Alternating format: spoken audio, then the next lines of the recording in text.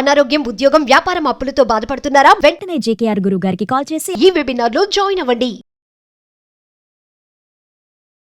Hello నమస్తే, welcome to Suman TV. ప్రస్తుతం మనతో పాటు personality development coach and motivational speaker అయిన రామ్ మెట్టు గారు ఉన్నారు. వీరితో ఈరోజు కొన్ని విషయాల గురించి మనం డిస్కస్ చేద్దాం. హలో అండి రామ్ గారు, నమస్తే. నమస్తే అండి. సో లైక్ సింపుల్ చిన్న క్వశ్చన్ అడుగుతాను. నార్మల్గా హస్బెండ్స్ ఫీల్ అవుతూ ఉంటారు అనమాట, లైక్ ఇంటికి వెళ్ళినా గొడవ పెడుతూ ఉంటారు, లేదంటే నేను ఏం చేసినా వాళ్ళు అన్హ్యాపీ ఉంటారు వైఫ్స్ విషయంలో.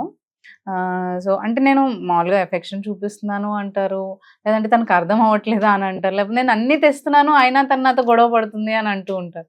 అసలు ఏం కావాలి అంటే వైఫ్స్కి ఏం కావాలని అడుగుతూ ఉంటారు.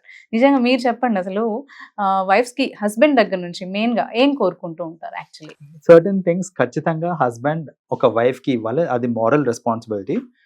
కానీ కొన్ని విషయాలు విచ్ చాలా మంది మెన్ ఏంటంటే they fail to do so, అవి కనుక మీరు ఇచ్చారు అని అంటే your wife will be extremely happy అండి. Because these are the things mostly women ఏంటంటే వాళ్ళ హస్బెండ్ నుంచి ఎక్స్పెక్ట్ చేస్తూ ఉంటారు. సో అందుట్లో ది వెరీ ఫస్ట్ థింగ్ ఏంటిది అని అంటే అండర్స్టాండింగ్.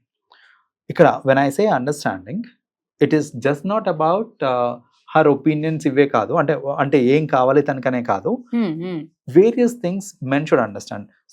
సింపుల్ ఎగ్జాంపుల్ చెప్తాను. చాలా మంది ఏంటంటే మా ఫ్రెండ్స్లో కూడా నేను చూస్తూ ఉంటాను, ఆర్ మన దగ్గరికి వచ్చే కేసెస్లో కూడా వాళ్ళు ఏమంటా ఉంటారంటే, my wife is very unpredictable అండి. తను ఒక్కొక్కసారి ఒకలాగా బిహేవ్ చేస్తూ ఉంటుంది, ఎప్పుడు ఎట్లా బిహేవ్ చేస్తుందో తెలియట్లేదు నాకు, అసలు ఎందుకు అలా చేస్తుందో తెలియట్లేదు నాకు. సో అసలు అంత అన్ప్రెడిక్టబుల్ గా ఉన్నప్పుడు అసలు నేను ఎలా దానికి తగ్గట్టు నేను ఏం చేయాలో నాకే తెలియట్లేదు అని అంటూ ఉంటారు. అయితే ఇక్కడ ఏంటంటే అర్థం చేసుకోవాల్సింది, ఆ అన్ప్రెడిక్టబిలిటీ అనేది దేని వల్ల వస్తుంది అని ఒక ఫస్ట్లీ రూట్ కాజ్ అర్థం చేసుకోవాలి. బికాస్ మెనీ రీజన్స్ ఉంటాయి అన్ప్రెడిక్టబుల్ బిహేవియర్ కి. అది it can be out of frustration అవ్వచ్చు, it can be about pain అవ్వచ్చు, ఏదైనా అవ్వచ్చు. ఎందుకంటే see generally when women go through their periods, it's obvious that they are little cranky. So అది అర్థం చేసుకోవాలి, మెన్ అర్థం చేసుకోవాలి. ఏంటి అని అంటే certain days of a month they are very cranky, and ఆ టైంలో మనం అర్థం చేసుకొని వాళ్ళని కంఫర్ట్ చేయడానికి ట్రై చేయాలి తప్ప యూ షుడ్ నాట్ ఏమైంది ఎందుకు అట్లా అరుస్తున్నావు అనేసి మళ్ళీ ఉల్టా అరవటం లాంటిది చేయకుండా they have to understand. So such kind of understanding is very much important, right? So ఒక వైఫ్ అట్లా బిహేవ్ చేస్తుంది అంటే ఎందుకు బిహేవ్ చేస్తుంది? Some times it could be out of irritations అని అంటే ఎస్పెషలీ ఒక జాయింట్ ఫ్యామిలీలో ఉన్నప్పుడు ఏంటంటే ఇన్లాస్ దగ్గర నుంచి వచ్చే కొన్ని యాక్టివిటీస్ నుంచి, అంటే whatever it is, the way they are treating her అవ్వచ్చు, or their kind of behaviour అవ్వచ్చు, ఏదన్నా కానివ్వండి, మాట అనుకుండొచ్చు. సో అలాంటి కేసెస్ లో కూడా ఏంటంటే she will start behaving unpredictable. Age difference and generation difference ఉంటుంది కాబట్టి అప్పుడు వాళ్ళ థాట్ వేరే ఉంటుంది, ఇప్పుడు మన థాట్ వేరే ఉంటుంది. ఆబ్వియస్లీ మీరు అన్నట్టు ఒపీనియన్స్ డిఫరెన్స్ ఉంటాయి. ఒపీనియన్ డిఫరెన్స్ ఉన్నప్పుడు ఏంటంటే వాళ్ళ మధ్యలో ఇరిటేషన్ అవ్వచ్చు. Husband when he comes back from work, ఈ పొద్దంతా జరిగిన రామాయణం తెలియదు ఎట్లాగో. సో సడన్లీ ఏదో అంటాడు, అతను ఏదో అంటాడు, ఈమెదో అనేస్తుంది, బ్యాక్గ్రౌండ్ లో ఏం జరిగింది తెలియదు. కానీ ఇతను ఏదో అనేసరికి తిను బర్స్ట్ అవుట్ అవ్వటము. See I'm not saying she is wrong, అంటే అలా బర్స్ట్ అవుట్ అవ్వడం తప్పు అని నేను అనట్లేదు. బట్ ఒక husband should understand that if she's bursting out ఏమై ఉండొచ్చు అని ఆలోచించాలి. ఆలోచించి దాన్ని అర్థం చేసుకోవడం ఈజ్ వెరీ ఇంపార్టెంట్ అనమాట. The very first thing is understanding అండి, దట్ షీ లుక్స్ ఫర్.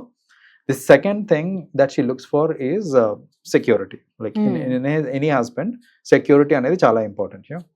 అయితే ఈ సెక్యూరిటీ అనేది ఏంటంటే it can be financial security అవ్వచ్చు, సో వాట్ ఎవర్ సెక్యూరిటీ.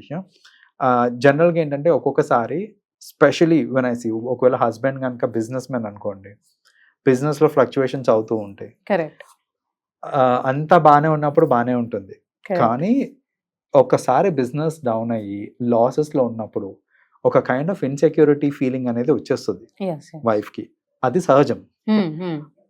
నీకు నా మీద నమ్మకం లేదా, నువ్వు నన్ను ట్రస్ట్ చేయట్లేదా అనేసి హస్బెండ్ అక్కడ గొడవ పడకూడదు. So he should understand that she's feeling for her own family అనేసి. It is just not for herself. వాళ్ళ పిల్లలు అవ్వచ్చు, అతను అవ్వచ్చు, అందరి గురించి ఆలోచించి ఏమైపోతుంది అనే భయం అనేది ఇది కామన్ గా వస్తుంది.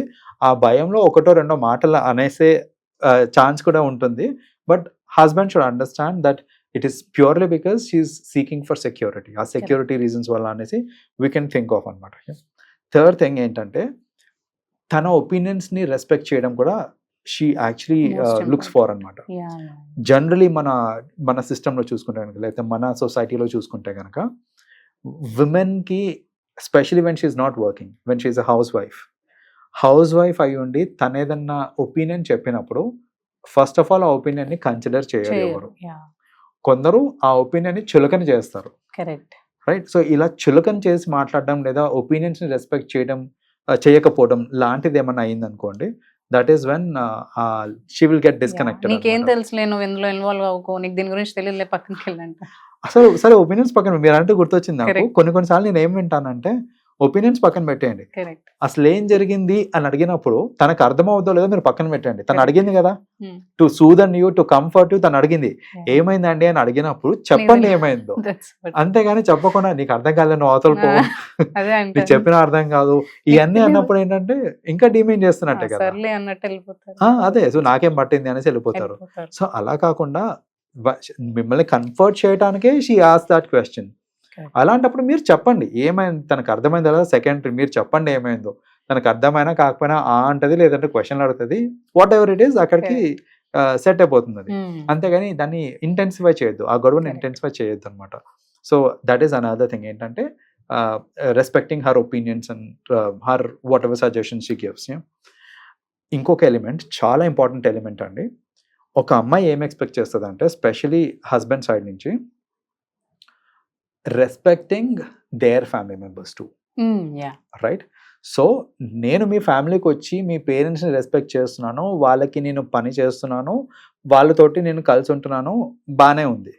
అట్ ది సేమ్ టైం ఒక అమ్మాయి ఏం ఎక్స్పెక్ట్ చేస్తుంది అంటే సిమిలర్ కైండ్ ఆఫ్ థింగ్ మా పేరెంట్స్ తోటి ఇతను కూడా ఉండాలి అని తను ఎక్స్పెక్ట్ చేస్తుంది అనమాట. Hmm. సో జనరల్గా మనం చూస్తూ ఉంటామని ఏంటంటే అమ్మాయి వాళ్ళ తరఫు పేరెంట్స్ అంటే చులకన చేసి చూస్తూ ఉంటారు. Correct. Hmm. అది వాళ్ళ ఫ్యామిలీ నుంచి కానివ్వండి, హస్బెండ్ నుంచి కానివ్వండి, అంత రెస్పెక్ట్ ఇవ్వకపోవచ్చు. But it's their responsibility. రెండోది నేను చూస్తుంటాను, ఇది ఎక్కడ వస్తుంటుందంటే ఇలాంటి డిస్క్రిమినేషన్, పెళ్లి కాకముందు ఆ అమ్మాయి ఎర్న్ చేస్తుంది, వాళ్ళ ఇంట్లోకి డబ్బులు ఇచ్చింది, ఇస్తుంది. What ever it Yeah, is, yeah. అంత బాగానే ఉంది. పెళ్ళైన తర్వాత వాళ్ళ ఇంట్లోకి ఏదో అవసరం వచ్చి డబ్బులు ఇచ్చిందంటే దాని ఒక పెద్ద రచ్చ చేస్తారు. Correct, correct. Even if it is small amount, as small as 5,000-10,000 అన్నా కానివ్వండి, Correct.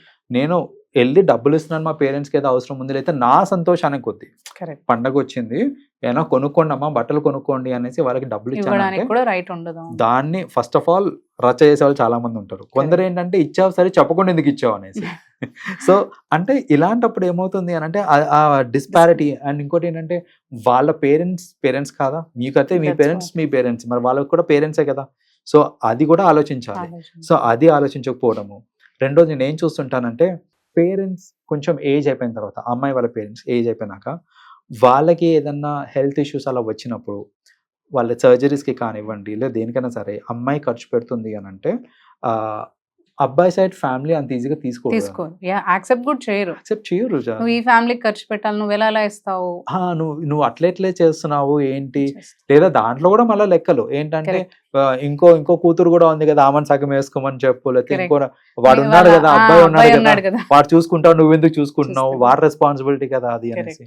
సో ఇలాంటివన్నీ వచ్చి ఏంటంటే అక్కడ ఆ డిస్క్రిమినేషన్ బిట్వీన్ ఫ్యామిలీస్ తీసుకొచ్చేస్తుంటారు అన్నమాట. సో ఒక అమ్మాయి మోస్ట్లీ చెప్పుకోరు, కానీ ఒక ఫ్యాక్ట్ ఏంటంటే వాళ్ళ ఫ్యామిలీని కూడా అంతే రెస్పెక్టింగ్ గా, అంతే కేరింగ్ ఇంకా లవింగ్ గా చూసుకుంటే ఖచ్చితంగా ఆ అమ్మాయికి ఆ అబ్బాయి మీద ఆర్ హస్బెండ్ మీద రెస్పెక్ట్ అనేది పెరుగుతుంది, వాళ్ళ బాండ్ అండ్ రిలేషన్షిప్ కూడా ఎన్హాన్స్ అవుతుందండి. థ్యాంక్ యూ అండి, థ్యాంక్ యూ సో మచ్.